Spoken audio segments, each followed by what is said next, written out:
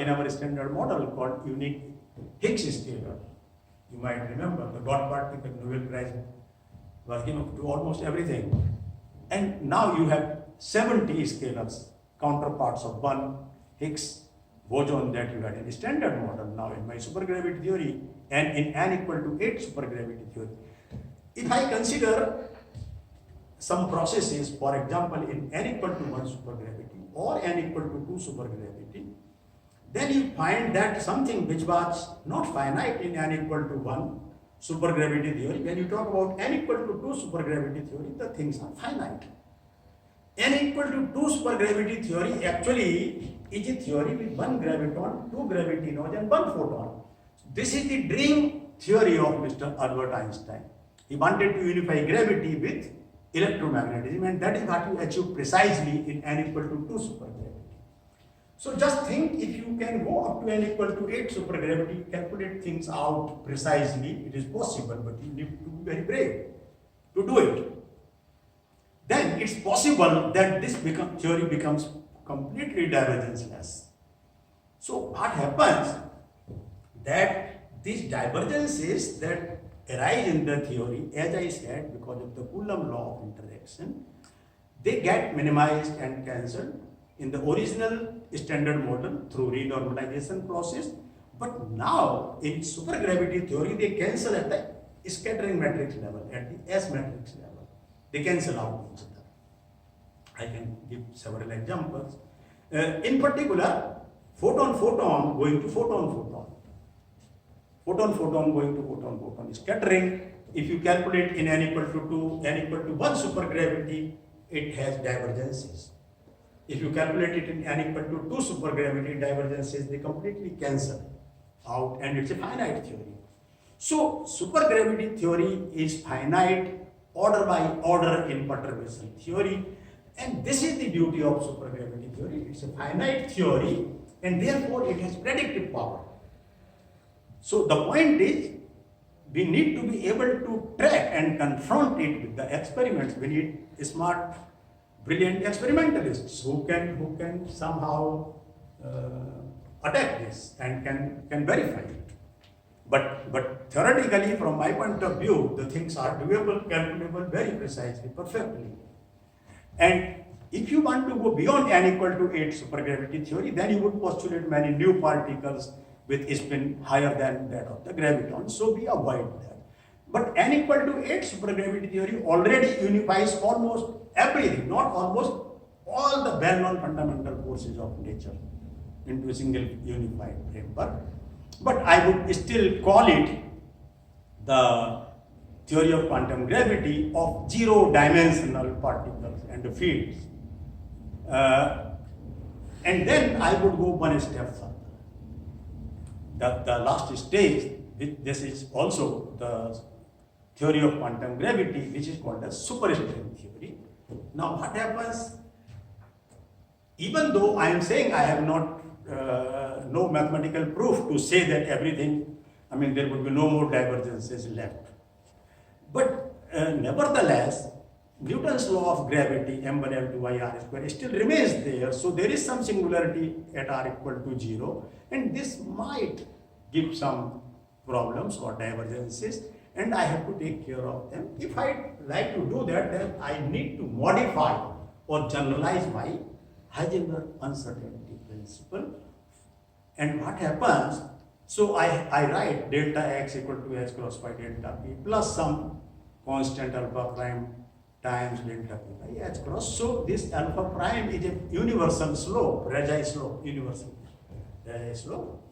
As a result of this, what happens? Delta x does not go to 0, delta p does not go to infinity, as it used to go in the standard model calculations, and then it was renormalized. Okay. Now delta x does not go to 0, little bit bigger than 0. Delta p does not go to infinity, little bit less than infinity. So this is the point.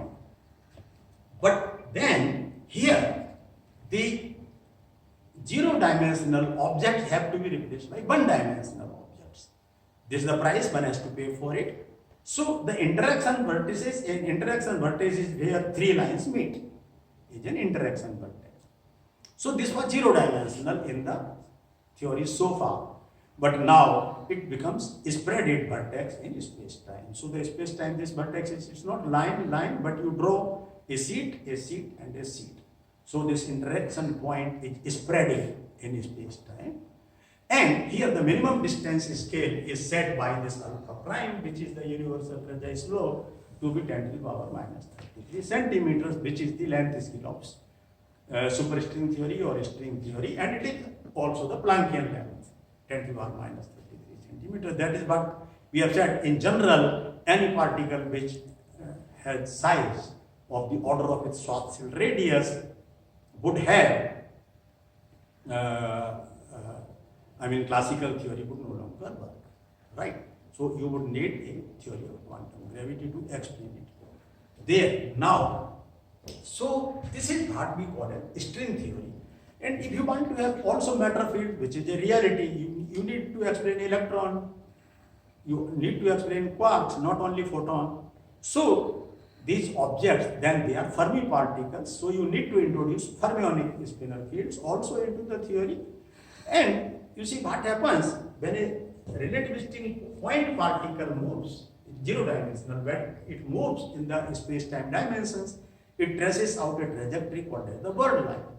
But if a one-dimensional object, a string, open or closed, either a loop or a string with two open ends, when it moves to the space-time manifold, it would sweep out a trajectory which would be a world sheet or a tube, cylindrical. Okay? And it can be parameterized by some coordinates, string coordinates, and my string fields would then be functions of the world sheet coordinates. It looks difficult, but it's very simple to do it. And as a result of this, you can eventually calculate the mass spectrum of the string theory. And what you find for the open string theory as well as for the closed string theory, the ground state is a tachyonic state with negative mass squared. So mass is imaginary, which is tachyon. So therefore you say it corresponds to a particle traveling faster than light. So it's not physically possible. So ground states are tachyonic in both the theories. But first excited state of open string theory is a photon, which is a well-known, analogous to our photon. And the ground state of the bosonic closed string theory contains graviton plus a two-form gauge field plus a Delaunay field. So it contains a graviton, which is a spin 2 tensor particle that describes our gravitational interaction. Okay. So, it is possible to achieve. And if you introduce also the Fermi fields into your string theory, therefore then you call it superstring theory. So conventionally string theory is the bosonic string theory. There you have only bosons, but in superstring theory you also have fermions into it, and one can mathematically prove that the number of bosons is identically equal to the number of fermions. That holds true for all supersymmetric theories. Okay, not only string theory but everywhere. And so in a superstring theory, when you obtain the equations of motion, the field equations or the equations of motion, they give you physics for 4 large flat space-time axes and 6 small compact axes. So bosonic string theory is consistently defined in 26 dimensions, but a superstring theory is consistently defined in 10 dimensions. So 4 dimensions are the usual flat. We live in a 4-dimensional world, and 6 dimensions are curled up into a tiny space of the order of 10 to the power minus 33 centimeter. For example, this is a large axis. I hold it like that, like a circle, and I assume that the radius of this circle goes to 0 or to 10 to the power minus 33 centimeters, the Planckian length. And this is how I can compactify the extra dimensions of the string theory or the superstring theory to get my physics out for the four-dimensional world, because I live in a four-dimensional world. Eventually, the aim is to confront any theoretical finding with the experiment, with the observational physics, and we have to be ready for that. Otherwise, you can't trust these theories. So you compactify these extra dimensions into a tiny ball of 10 to the power minus 33 centimeters. You don't notice it in any case. You consider an electric wire, some fly is sitting there, you can't see it because it's so small. Okay, but you see the wire anyway. So you see only the four large flat space-time dimensions, and all other extra dimensions are being compactified into a tiny space of 10 to the power minus 33 centimeter. Now, in the superstring theory spectrum also, there are two different domains corresponding to the boundary conditions called Raymond sector and Nebuchadnezzar sector. Raymond sector, it gives you space-time fermions, and the other one, Nebuchadnezzar sector, it gives you space-time bosons. So you can generate the mass spectrum. Whatever mass spectrum you are able to generate in the supergravity theory, you can generate it also in superstring theory. So supergravity theories are the low energy compactifications of the supergravity theories. Or I can summarize it in this manner, that a theory of quantum gravity at the energies comparable to the Planckian energies and higher energies are described correctly by superstring theory, and for energies well below the Planckian range, they can be described by supergravity theory, which is a candidate theory of quantum gravity of zero-dimensional particles and fields. And if I go to energy still below